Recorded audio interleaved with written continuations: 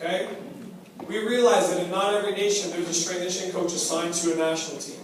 I understand that. Talking to some of our athlete ambassadors, there's frustrations at that level where I know I want to get better, but there's no one in my region that can really help me. Okay? In meeting with us, we can give you ideas. Start to work with you a little bit. Okay? Look at your weaknesses, your strengths, and start to improve those things. Okay? But I think if you take a look at just a couple things, and I'm not going to spend a long time on this because we've got about 10 minutes.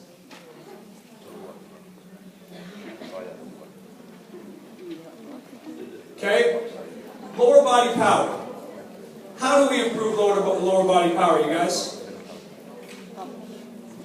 Okay? Step one for young females. Step one, it's going to sound weird, improve your torso stability. Improve your trunk stability. If your trunk stability improves, your legs can generate more power.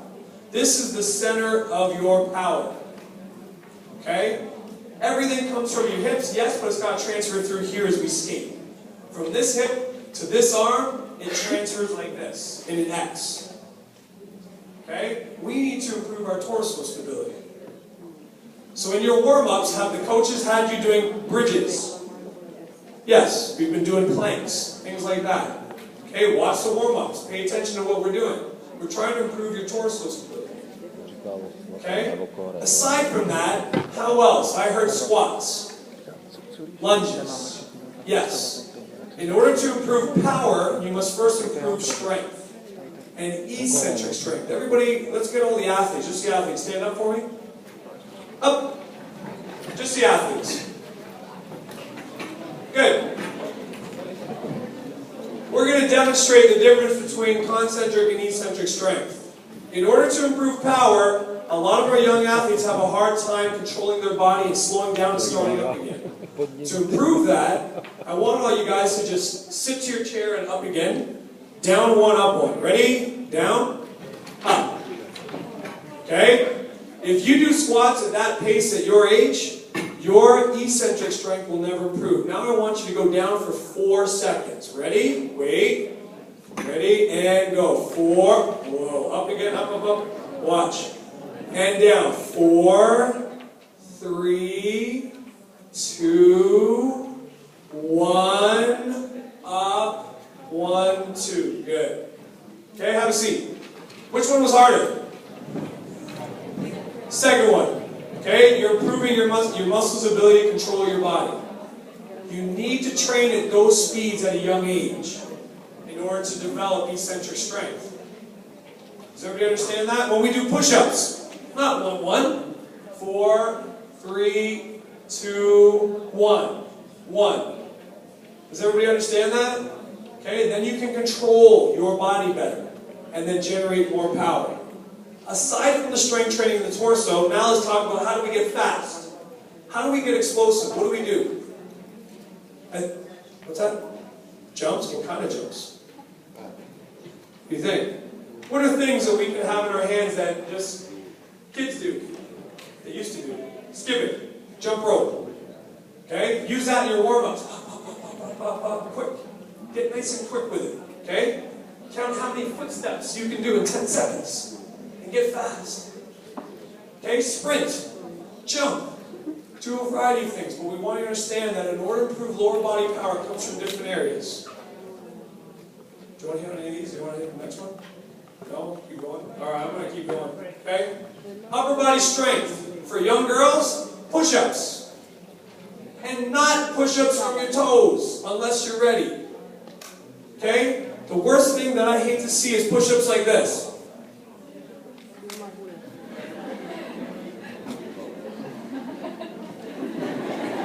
No. Okay, start from your knees and come all the way down and touch your chest to the floor and up again. Don't do elbow push-ups, neck push-ups, all the way down, all the way up for 4 seconds. Okay? Once you can do 3 or 4 sets of 10 to 20 push-ups, then go to a bar and start to work with bars. But until that point, it doesn't make sense. Get comfortable in your own body. Push-ups do a lot more than just upper body strength. Okay? Pull-ups. As Dawn already mentioned, she did a great job. If you cannot do more than 10 to 15 pull-ups, horizontal pull-ups, okay, you're going to have a hard time doing a chin-up. Okay, so keep working on the horizontal pull-ups. Okay, but here's the difference. Don't just do one set of 10. Do 5 sets of maybe 6 perfect and improve the quality of what you do.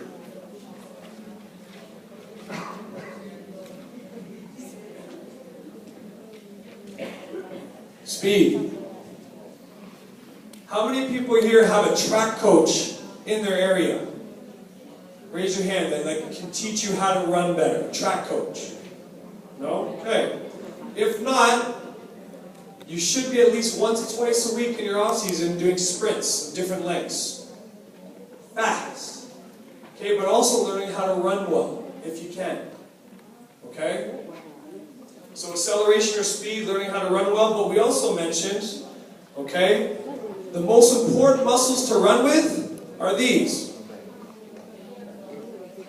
Your lats. Because they are used for acceleration in skating and running. Push, pull. Okay, your lats are very important. So pull-ups, very important for speed. Does everybody understand that? Okay, good. And then fitness. To improve in the beep test, do not do the beep test every week. You're going to go crazy. Do not do the beep test until you need to test. Okay, stay away from the test. Train. Okay, so we'll tell you this. Our athletes normally will usually do conditioning 4 days a week. Okay? Day 1, sprints. Okay? 20, 30, 40 meter sprints. Okay? Because you're fresh in the week. Your neuromuscular system is ready for speed. After that, it's tired. Okay? Day 2. Okay? Some type of shuttle, repeat sprint. Sprint 50 meters and back 6 times. It's a 300 meter shuttle. Okay, so 50 meters. 1, 2, 3, 4, 5, 6. Rest, 2 minutes. Do it again. Rest, 2 minutes. Do it again. That's how you get fit for the beep test. Not running for kilometers or hours. Sprints. Hard shifts. Is that right? Okay. And then on the 4th day, we'll do some type of change of speed work. We'll go out for we'll either run stairs, lots of stairs, or we'll go out for a change of pace. Maybe we'll run 5 kilometers, but we'll change speeds in that 5 kilometers. 30 seconds on, 90 seconds off. 30 seconds on, 90 seconds off. We'll change speeds. And then the last day, the 4th day, just a nice long slow. 20 kilometers, 5 to 10 kilometers of easy on the 4th day. 5, 10 max.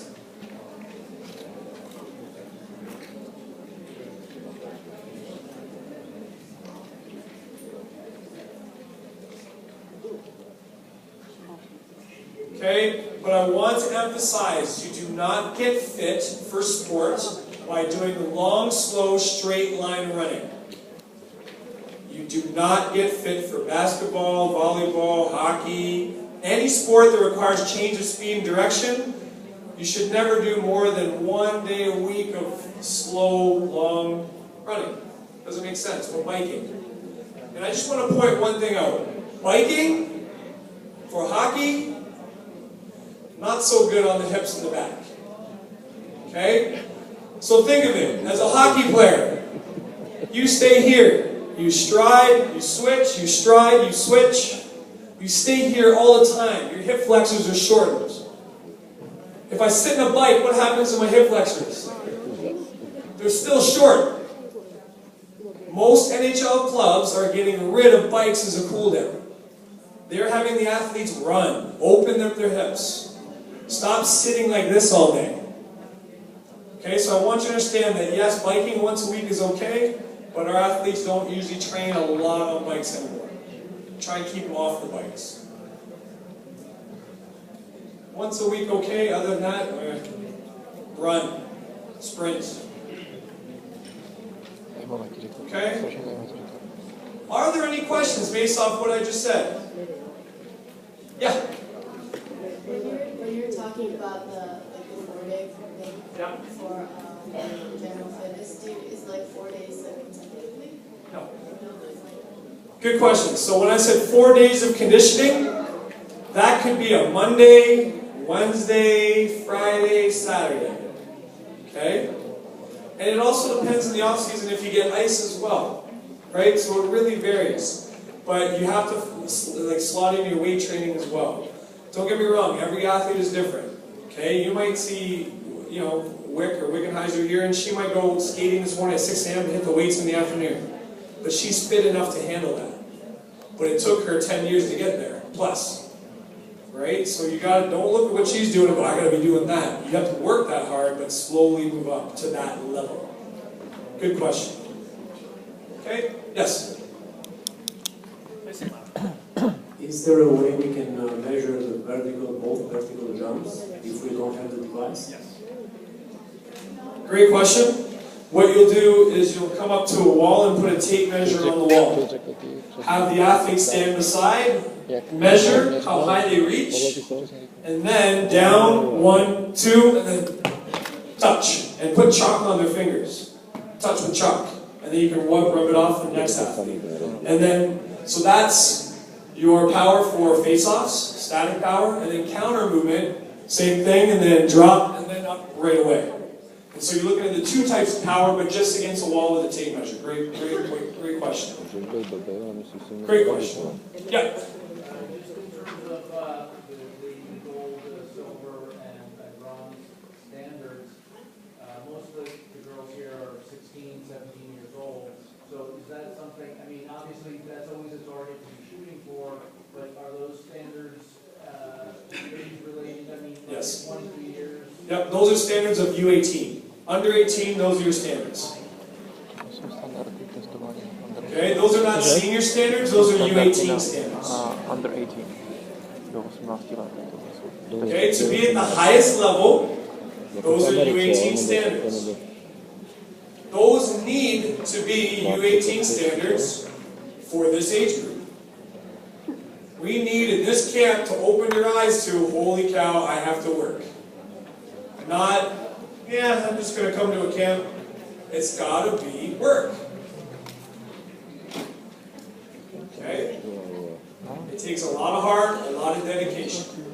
Any other questions? Nope? Okay. Thank you, Steve and Dawn.